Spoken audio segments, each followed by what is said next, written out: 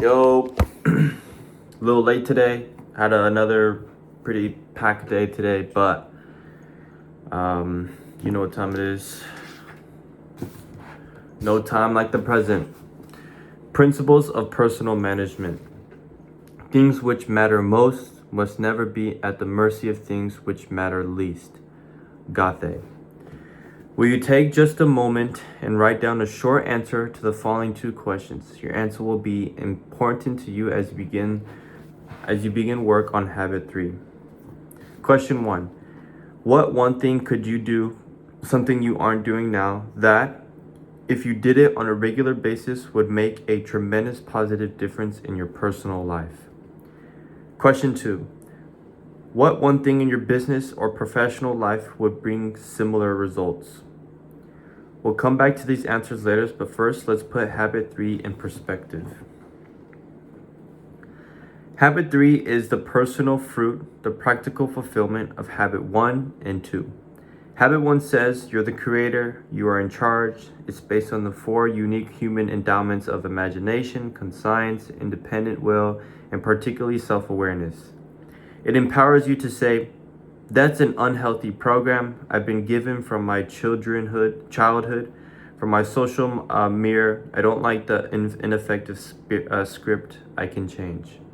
Habit 2 is the first or mental creation. It's based on imagination, the ability to envision, to see the potential, to create with our minds what we cannot at present see with our eyes, and conscience, the ability to detect our own uniqueness of the personal, moral, and ethical guidelines within which we can most happily fulfill it.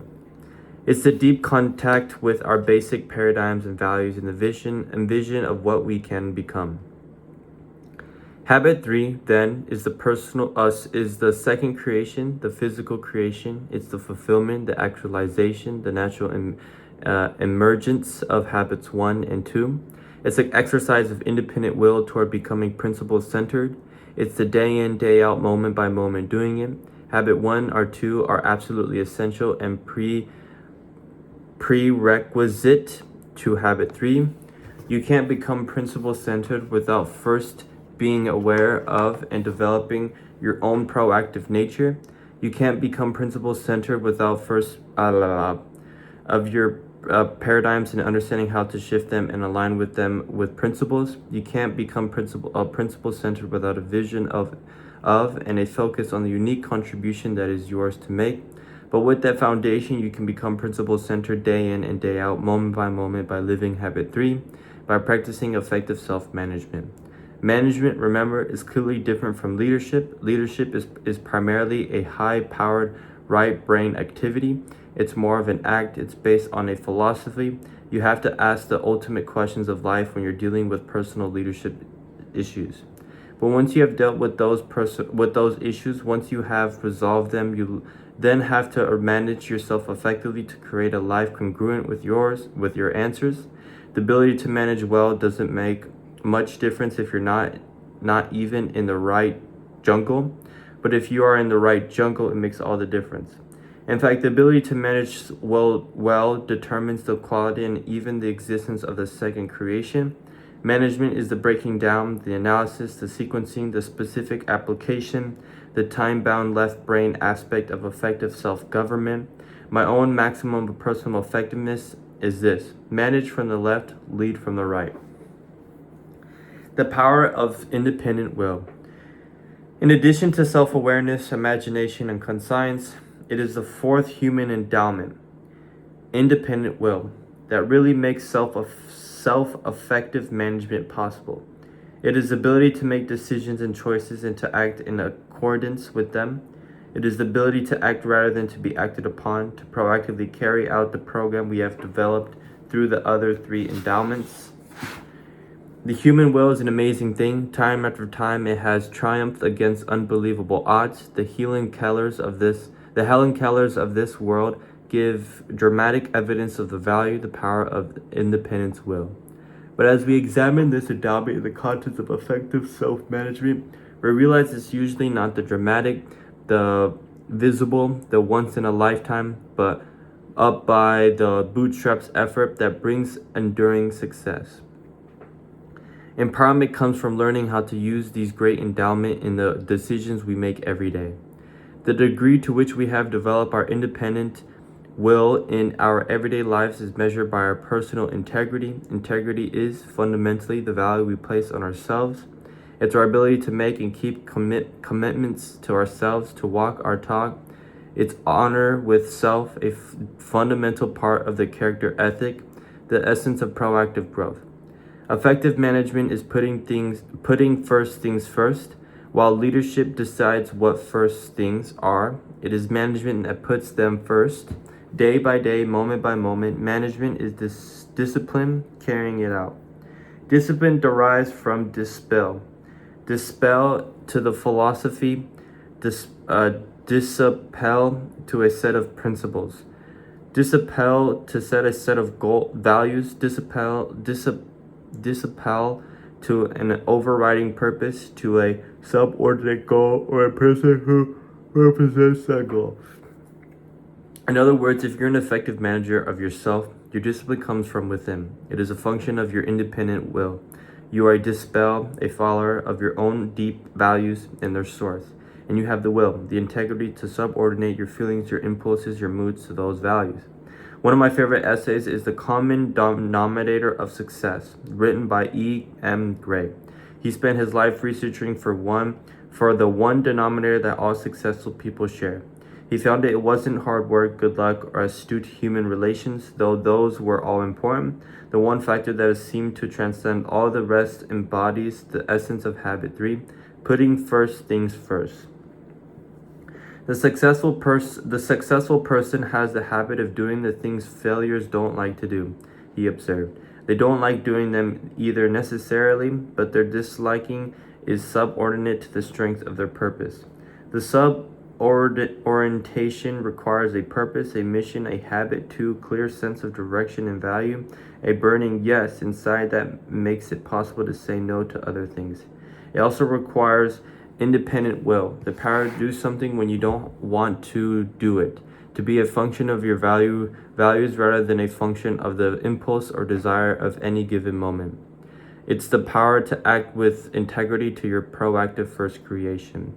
4 generations of time management. In Habit 3, we are dealing with many of the questions addressed in the field of life and time management. As a long-time student of this fascinating field, I am personally persuaded that the essence of the best thinking in the area of time management can be captured in a single phrase: organize and execute around priorities. That phrase represents the evolution of 3 generations of time management theory, and how to best do it, it is the focus of a wide variety of approaches and materials. Personal management has evolved in a pattern similar to many other areas of human endeavor. Major developmental thrusts, or waves, as Alvin Toffler calls them, follow each other in succession, each adding a vital new dimension. For example, in social development, the agricultural revolution was followed by the Industrial Revolution, which was followed by the Informational Revolution. Each succeeding wave created a surge of social and personal progress. Likewise, in the area of time management, each generation builds on the one before it. Each one moves us toward greater control of our lives. The first wave or generation could be characterized by notes and checklists in effort to give some semblance of recognition and inclusiveness to the many demands placed on our time and energy. The second generation could be characterized by calendars and appointment books. This way reflects an attempt to look ahead to schedule events and activities in the future. The third generation reflects the current time management field. It adds to those preceding generations the important idea of prioritization, of clarifying values, and of comparing the relative worth of activities based on the relationship to those values. In addition to focusing on setting goals, specific long, intermediate, and short-term targets toward which time and energy would be directed in harmony with values. It also includes the concept of daily planning, or of making a specific plan to accomplish those goals and activities determined to be of greatest worth. While the third generation has made a significant contribution, people have begun to realize that efficient scheduling and control of time are often counterproductive. The efficiency focus creates expectations that clash with the opportunities to develop rich relationships, to meet human needs, and to enjoy spontaneous moments on a daily basis. As a result, many people have become turned off by time management programs and planners that make them feel too scheduled, too restricted, and they throw the baby out with the bathwater, reverting to first or second generation techniques to preserve relationships, spontaneity, and quality of life. But there is an emerging fourth generation that is different in kind. It recognizes that time management is really a misnomer.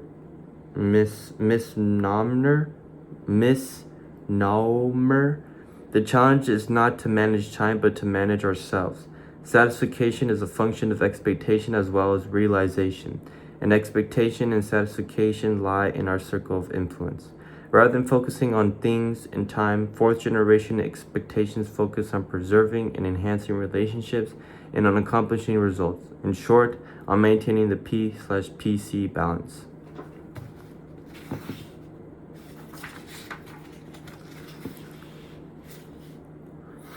I'll take a pause there.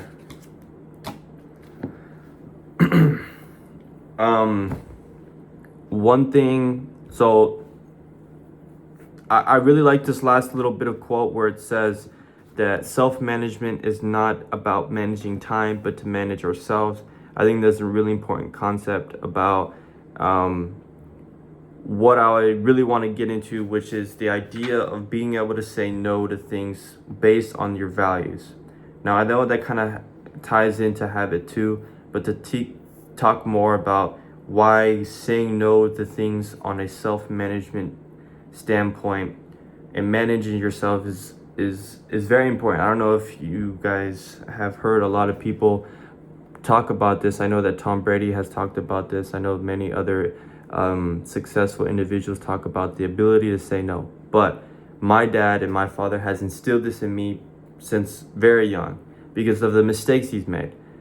Most of it coming from alcohol. The ability to say no to things that are not in your principles or values or are going to distract you from things that are going to take you away from your long-term goals or your short-term goals. And being able to say no to those things is very important. Due to, not being able to say no is because perhaps you want to show off to your friends. You want to show off to yourself. You know, there's many other factors that contribute to why you say yes to many things that are not really in line with your personal mission statement or your values or whatnot. But I don't know, just kind of touching on the idea of no or being able to say no is very important. I feel like I myself have tried my hardest to say no to things that are not very important to me, like alcohol or going out to partying or doing things that are not going to benefit me in reality. So, or another aspect of that, just because my friends are doing it doesn't mean that I have to do it too. Or circling yourself with people that are, more in line with that. But, anywho, very important. Yeah, I'll end the night there.